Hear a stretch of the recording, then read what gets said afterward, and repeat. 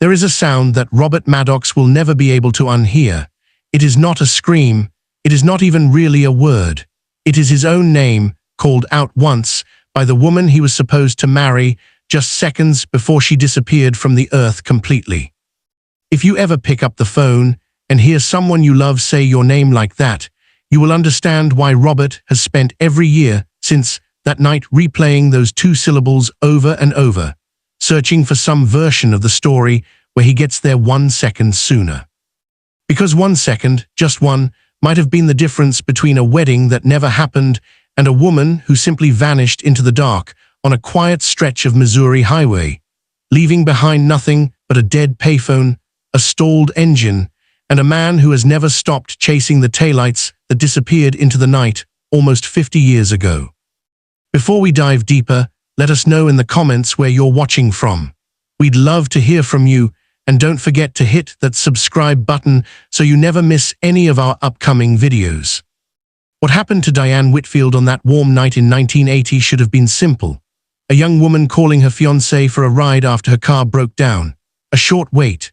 A reunion. Instead, it became one of the most haunting unsolved disappearances in American history, a case where the final moments were not silent, were not a mystery wrapped in darkness, but were heard live in real time by the one person who loved her most and was powerless to stop what came next. Somewhere out there, on a road that still exists today, a green pickup truck carried Diane Whitfield away from the only life she would ever know, and the man who heard her voice that night has spent every year since wondering if the answer was close enough to touch. This is the story of the last phone call. Diane Whitfield grew up in a small town in central Missouri, the kind of place where everyone recognized everyone else's car before they recognized the face behind the wheel. She was the oldest of 3 sisters, raised in a modest house just outside the town limits, where her father worked long shifts at a local factory and her mother kept the household running with quiet, steady patience. Diane inherited that same steadiness. Neighbors would later describe her as the responsible one, the daughter who never needed reminding to call home, the sister who always knew where everyone else was supposed to be. By the time she reached her early 20s, Diane had built a life that felt, to everyone around her, completely solid. She worked as a waitress at a diner just off the main highway, the kind of job where regulars knew her by name and left her bigger tips than the food alone deserved, simply because she made them feel cared for. She was warm in a way that did not feel performed. Co-workers said she remembered birthdays, remembered which customers liked their coffee black, and which ones needed 3 creams, remembered the small details that made people feel like they mattered. Diane had been dating Robert Maddox for almost 2 years, and the two of them had recently gotten engaged, a development that had filled both families with the kind of relief that comes when 2 people who clearly belong together finally make it official. Robert worked nights at a nearby plant, and the couple had fallen into a rhythm that suited them both: late dinners, long phone calls when their schedules did not align, weekends spent driving out to the lake, with Diane's younger sisters trailing behind them like an extended chaperone service. Neither of them really minded. Friends who knew Diane in those final months describe a woman who was, if anything, more relaxed and more hopeful than she had ever been. She had started talking about wedding dates, about which small church they might use, about whether her father would manage to get through a toast without crying. None of the people closest to her noticed any change in her behavior, no withdrawal, no secrecy, no sign that anything in her world had shifted. She was, by every account, exactly the woman she appeared to be, a bride-to-be looking forward to an ordinary, happy life with the man she loved. What almost no one knew, and what would only become relevant much later, was that Diane had recently begun noticing something unsettling on her drives home from the diner after her late shifts. A vehicle, an older green pickup truck, had passed her on the same stretch of road more than once in the weeks before she disappeared. She mentioned it only once in passing to a coworker, saying it felt like the kind of thing you noticed twice and then forgot, the way you might notice a stranger's face in a crowd without ever thinking to be afraid of it. She did not mention it to Robert. She did not mention it to her family. It was a small, almost forgettable detail in an otherwise ordinary life, the kind of detail that would only become impossible to forget once it was already far too late to matter. The night of May the 28th began like countless nights before it. Diane finished her shift at the diner a little after 9, said her usual goodbyes to the regulars still nursing their coffee at the counter, and climbed into her car for the short drive home. The roads out that way were familiar to her in the way only a road you have driven 1,000 times can be familiar, every curve memorized, every streetlight expected exactly where it always was. There was nothing about that drive that should have been any different from the hundreds that came before it. Somewhere along the dark stretch of highway between the diner and her house, Diane's car began to fail. Whether it was a mechanical failure or something stranger entirely has never been fully settled, but what is certain is that her car came to a stop on the side of the road, in the kind of darkness that swallows headlights whole, far enough from town that walking for help was not a realistic option. Diane did what any sensible person would do. She walked to the nearest payphone, a battered metal booth standing alone at the edge of an empty parking lot, and she called the one person she trusted most to come get her. Robert answered on the second ring. He would later describe Diane's voice as calm, maybe a little annoyed at the inconvenience of a broken-down car, but nothing more than that. She told him where she was, gave him the simplest directions a person could give, and the two of them stayed on the line together while he grabbed his keys and headed for the door. It was an ordinary conversation between two people who had had 1,000 ordinary conversations before, the kind of call that should have ended with him pulling up beside her, both of them laughing about bad luck and bad timing. If you're finding this story as unsettling as we did researching it, make sure you've subscribed.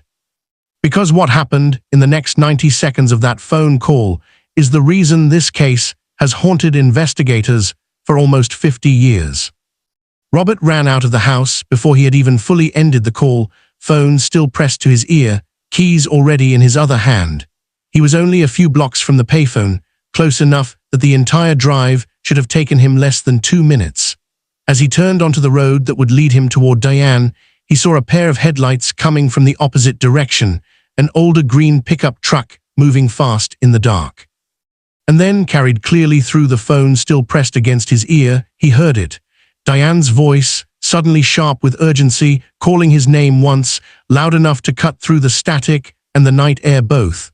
Just his name, nothing else. And then the line went dead in his hand.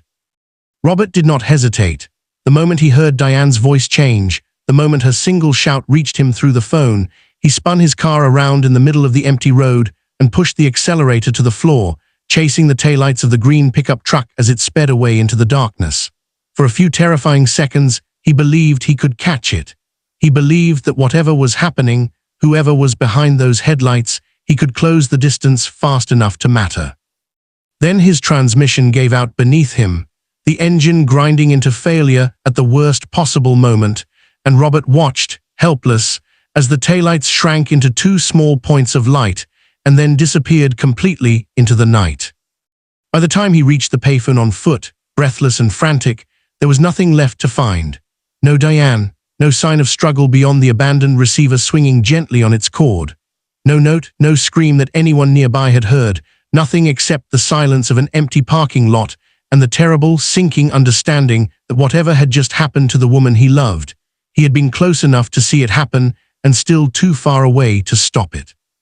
Local police arrived within the hour, and the investigation that followed would become one of the most frustrating in the department's history, not because there was too little evidence, but because there was just enough to make the case feel solvable without ever actually solving it. Witnesses in the area confirmed seeing an older model green pickup truck in the vicinity that night, a vehicle distinctive enough that investigators were initially confident they would track it down within days. The truck reportedly had a hand-painted mural across the back window, something resembling an outdoor scene, the kind of detail you would expect a dozen witnesses to remember clearly and consistently. Tell us in the comments what you think happened in those missing 90 seconds, because the more investigators dug into this case, the stranger and more contradictory the answers became. Investigators spent months running down every green pickup truck registered within a 100-mile radius, an exhausting, methodical process that produced names, addresses, and dead ends in roughly equal measure. None of the vehicles matched cleanly. None of the owners had any connection to Diane that investigators could establish. The most distinctive piece of physical evidence in the entire case, a truck so specific in its markings that it should have been impossible to hide, simply evaporated under scrutiny, as though it had never existed at all outside of that one terrible night.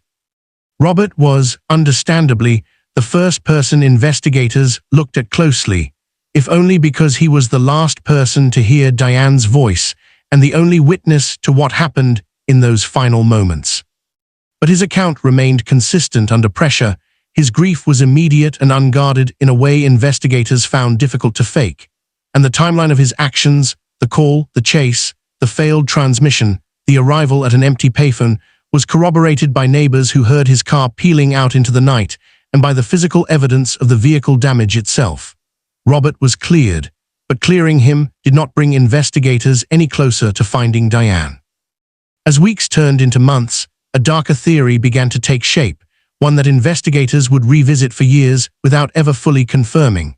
Diane's family began receiving anonymous phone calls, almost always when her mother was alone in the house, from a man who claimed responsibility for what had happened to her. The calls were brief, deliberately vague, and impossible to trace, the caller hanging up before any meaningful information could be extracted. For years, these calls would arrive with chilling regularity, a cruel, ongoing torment for a family that had already lost the one piece of certainty they desperately needed. Like this video, if deep investigative cases like this one keep you hooked from start to finish, because the truth behind Diane Whitfield's disappearance is far stranger than anyone expected, and we are only getting started. For years, the case of Diane Whitfield sat in an uncomfortable limbo, neither closed nor truly active, a file that detectives revisited every time a new piece of information surfaced, and then quietly set aside again when that information led nowhere. The anonymous calls to her mother continued sporadically, each one a fresh wound, each one offering just enough detail to feel credible and just enough vagueness to be impossible to act on. Investigators began to suspect, cautiously and without public confirmation, that whoever was calling might genuinely know what had happened to Diane that night. But knowing that a caller might hold the truth and being able to identify that caller were two very different problems, and for years, the distance between them seemed impossible to close. The break, when it finally came, arrived from a direction no one had anticipated. A separate young woman, also living in the region, also named Diane, reported a series of disturbing encounters with a man who had been following her, watching her routines, and on at least one occasion, attempting to approach her late at night near an isolated stretch of road. When investigators reviewing her case description came across the name, something clicked into place that had been sitting unexamined for years. What if the truck that took Diane Whitfield had not been looking for her at all? What if it had been looking for someone else, someone who shared her name, and Diane Whitfield had simply been in the wrong place, wearing the wrong identity on the worst possible night? This single realization reframed the entire case. If the original target had been a different woman entirely, someone whose name alone had drawn the attention of a man fixated on her, then Diane Whitfield's disappearance was not the result of anything she had done, anywhere she had gone, or any choice she had made. It meant a stranger had been circling that stretch of highway for nights, possibly weeks, waiting for a specific face to appear, and when a young woman matching enough of the details he was watching for finally walked toward that payphone alone in the dark, he may have simply taken the opportunity he believed had been planned for someone else. Before you keep watching, drop a comment with your theory, because the idea that Diane may have been mistaken for someone else entirely is the detail that still divides investigators on this case to this day. Detectives began quietly investigating men in the surrounding counties with documented histories of stalking behavior, obsessive fixation, or prior contact with women who shared Diane's first name. This was painstaking, frustrating work, complicated by the limitations of record keeping at the time and by the same problem that had haunted the case from its first night. A suspect vehicle distinctive enough to remember, yet somehow impossible to definitively trace back to a single owner. Investigators eventually narrowed their focus toward a man named Harold Prout, a loner with a history of erratic behavior, multiple reported incidents of following women he had no relationship with, and access, through a relative, to an older green pickup truck that had quietly been sold and repainted in the months following Diane's disappearance. Harold Prout had grown up less than 30 miles from the stretch of highway where Diane vanished, a detail that placed him geographically close enough to fit the timeline of the case with uncomfortable precision. Acquaintances from that period described him as withdrawn, prone to fixating intensely on women who barely knew he existed, and unsettlingly calm in situations where most people would show some visible reaction. One former neighbor recalled him driving slowly past her house on multiple occasions, never stopping, never speaking, just watching long enough to make her deeply uneasy before driving on. What made Harold Prout impossible to definitively connect to Diane's case, even after investigators identified him as a serious person of interest, was the same problem that had plagued the investigation from the very beginning, a complete absence of physical evidence linking him directly to the scene.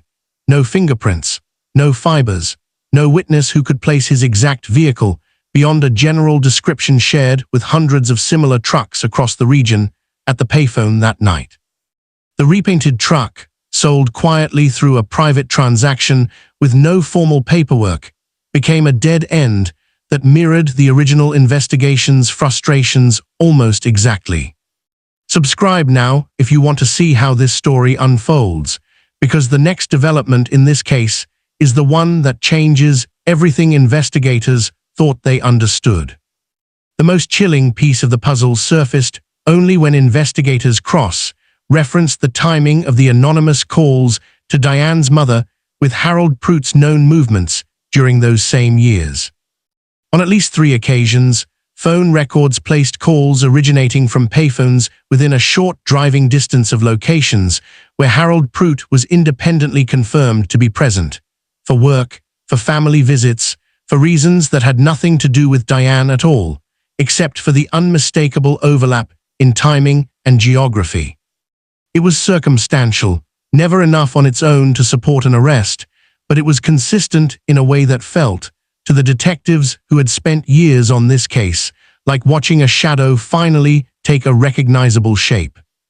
Harold Prout died years later without ever being formally charged in connection with Diane Whitfield's disappearance. He maintained, in the rare instances anyone asked him directly, that he had no knowledge of what happened to her. No remains were ever recovered. No definitive confession was ever made. What remains, decades later, is a case suspended permanently between 2 devastating possibilities: that Diane Whitfield was taken by a stranger who had been hunting for an entirely different woman, or that the truth, whatever it actually was, died quietly along with the one man who may have known it. Because no arrest was ever made and no formal charges were ever filed, Diane Whitfield's case never saw the inside of a courtroom, a reality that has left her family without the one thing every family in their position desperately needs: a definitive, public reckoning with what happened.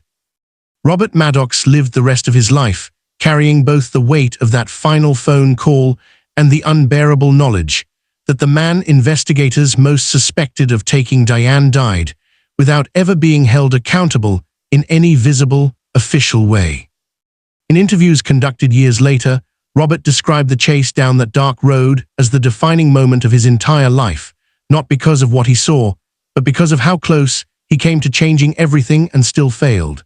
He spoke about the specific sound of his transmission giving out beneath him, a mechanical failure so small in any other context and so catastrophic in this one, as the single worst sound he has ever heard. He never remarried. He kept Diane's photograph on his nightstand for the rest of his life, and friends say he never stopped scanning green pickup trucks on the highway, decades after the one he chased had long since been sold, repainted, and lost to time. Diane's family continued receiving sporadic anonymous calls for years after Harold Prout's death, though investigators were never able to confirm definitively whether the same individual had been responsible for all of them.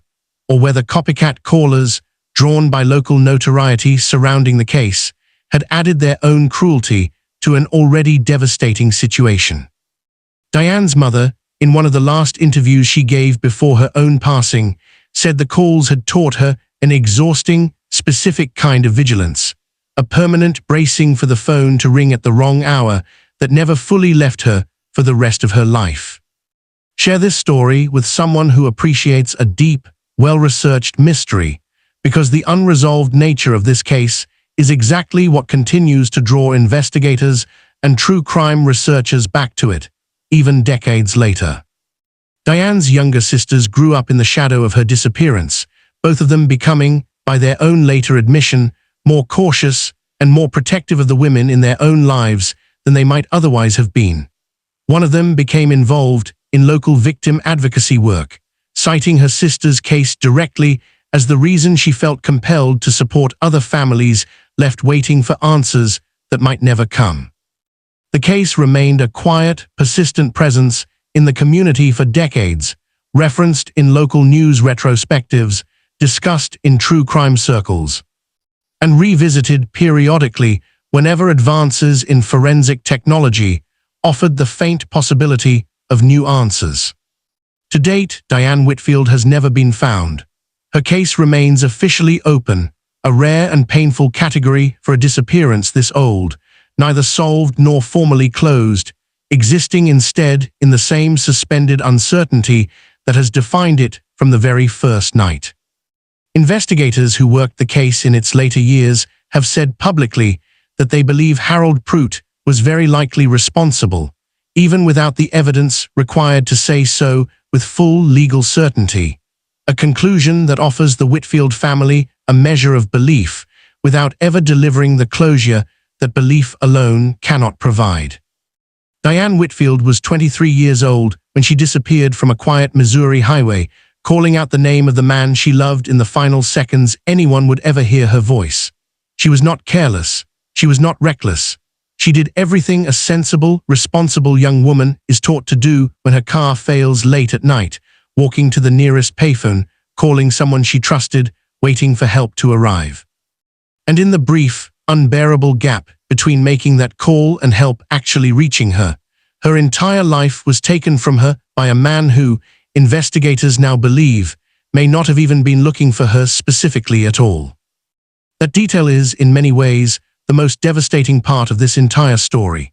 Diane Whitfield may have died not because of anything she did, but simply because she shared a name with someone else, because she happened to be standing in the wrong place at the exact moment a predator's obsession finally boiled over into action. It is a reminder that the line between an ordinary night and an unthinkable tragedy can be thinner and far more arbitrary than any of us want to believe. Robert Maddox spent the rest of his life listening for an echo of those two syllables, his own name, shouted once into the dark and then silenced forever. He never got his second chance. He never got the ending where he turns that corner one moment sooner and changes everything that follows. What he got instead was a lifetime of almost, a transmission that failed at the worst possible second, and a pair of taillights that disappeared into the night and never, in nearly 50 years, came back into view. Where are you watching from tonight? Let us know in the comments, and if this case left you thinking about Diane Whitfield long after the video ended, make sure you're subscribed, because we bring you stories like this one every single week, the ones that stay with you long after the screen goes dark.